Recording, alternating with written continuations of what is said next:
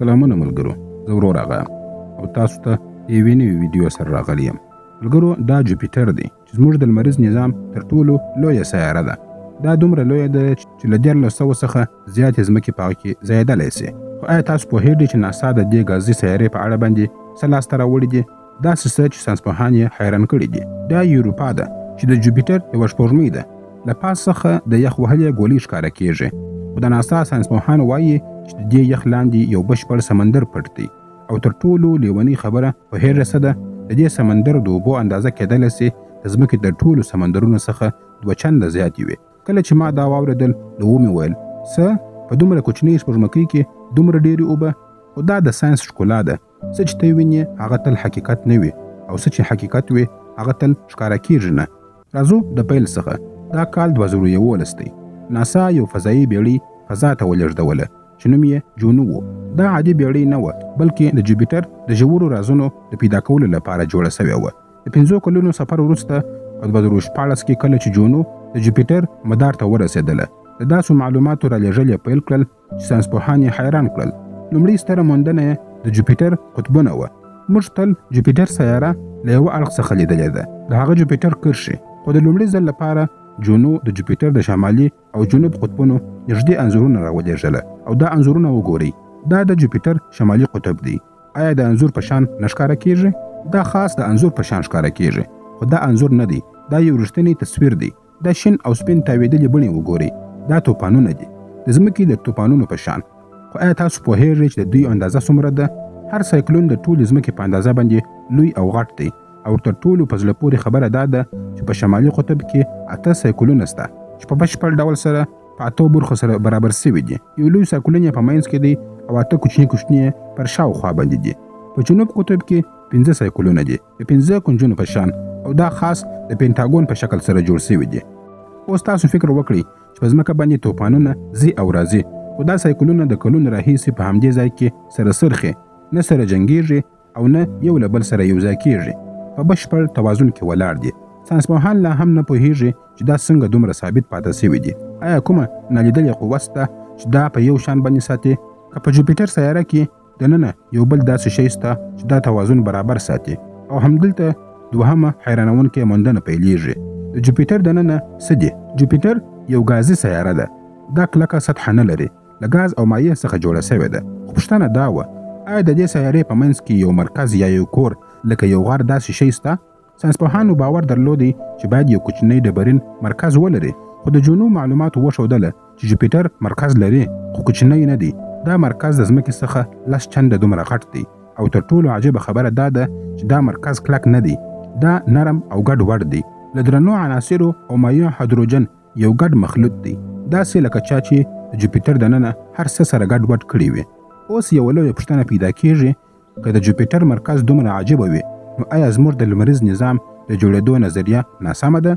تر اوسه موږ فکر کوو چې سیارې ورو ورو سره جوړیږي.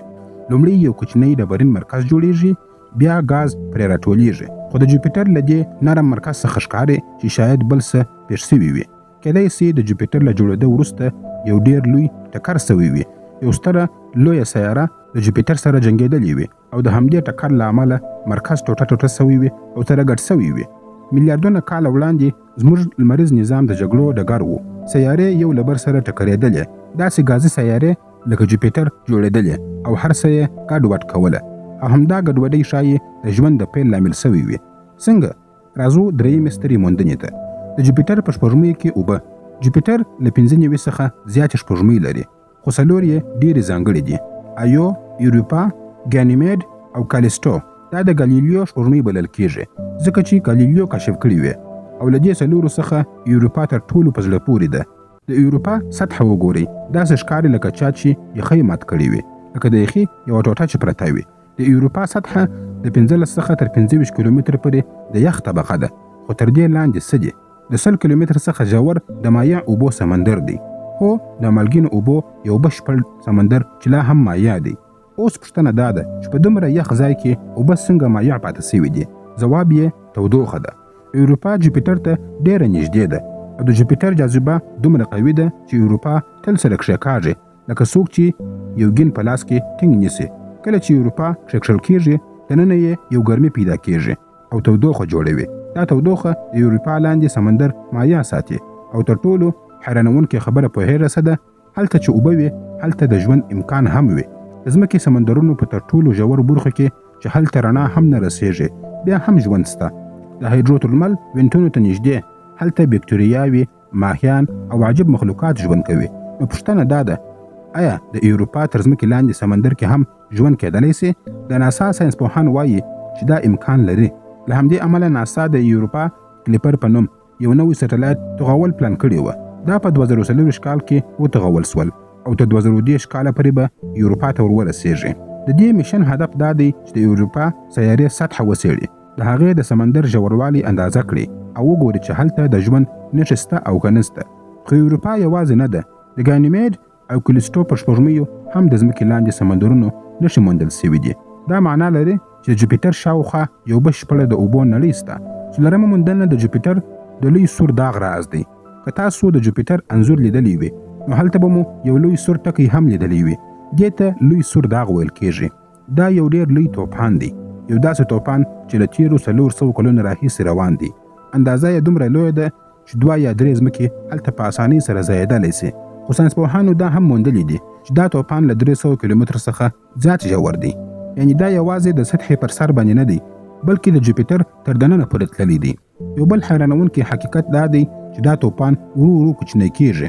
په 1800 کلونو کې دا نور هم لوی و. ساینسپوهان نه پوهېږي چې دا ولې کوچنی کېږي او دا به کله پای ته رسېږي. کیدای سي موږ هماغه نسل یو چې د دې توپان د اندازې وروستی انځور به موږ لیدلی وي. 5مه موندنه د جوپیټر مقناطیسي میدان دی. د ځمکې مقناطیسي میدان موږ د لمر له زیانمنو وړانګو څخه ساتي، خو د جوپیټر مقناطیسي میدان د ځمکې تر میدان 20,000 چنده قوي دی. دومره قوي چې که موږ جوپیټر له ځمکې څخه لیدلی نو دا به د اسمان په مخ کې له سپوږمۍ څخه هم لوی ښکاره کېدلی. د جنو فضایي بیړۍ دا هم موندلې ده چې جوپیټر مقناطیسي میدان ډېر عجیبه جوړ دی. شمالي قطب یې یو ځای دی، جنوبي قطب یې بل ځای، او دا دواړه سره ګډ دي. لکه چا چې ډېر مقناطیسونه یا انیروباوې په بې ترتیبه ډول سره ایښي وي. د همدې مقناطیسي میدان له امله جوپیټر تر ټولو چټک او خطرناکه وړاندیز کمربندونه لري. دومره خطرناکه چې که یو انسان جوپیټر ته نږدې سي نو په 100 دقیقو کې به هغه د وژونکو وړانګو له امله خپل ژوند له لاسه ورکړي. همدا وجه ده چې د جنوب بیړۍ په ځانګړي وړاندیز شیلډ کې ساتل شوې ده. د ټایټانیم یو قوي صندوق د هغې نازک وسایل ساتي.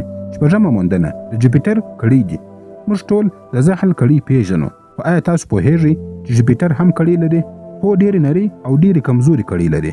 دا په 1990 کال کې د ویاجر 1 لخوا موندل شوې وې، خو جنو دا کړۍ په تفصیل سره وڅېړلې. دا کړۍ د وړو سپوږمیو څخه د دوړو له ذراتو څخه جوړې شوې دي.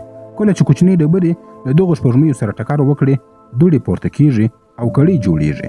اوس تر دې ځایه موږ د جوپیټر ساینسي موندنې وڅېړلې، خو اصلي پوښتنه دا ده، دا ټول موږ ته ولې مهم دي؟ راځئ لږ فکر وکړو. اول، جوپیټر زموږ ساتونکی دی.